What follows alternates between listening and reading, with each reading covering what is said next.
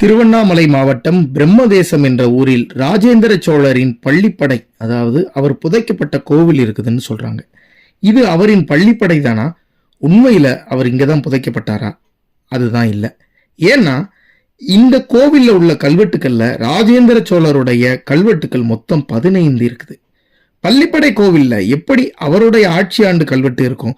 இது மூலம் எளிதா சொல்லலாம் இது ராஜேந்திர சோழரின் பள்ளிப்படை கோவில் அல்ல என்று. மேலும் இந்த கோவில்ல வந்தியத்தேவன் பற்றிய கல்வெட்டுகள் உள்ளது. அதில் அவருக்கு 4 மனைவிகள் இருந்ததாகவும் செய்திகள் உள்ளது. இந்த ஊரின் பெயர் ராஜ மண்டல சதுர்வேதி மங்கலம் என்று இருந்துள்ளது. அதை ராஜராஜ சோழன் தன்னுடைய 20வது ஆட்சி ஆண்டுல பராக்கிரம சோழ சதுர்வேதி மங்கலம்னு மாத்திருக்காரு.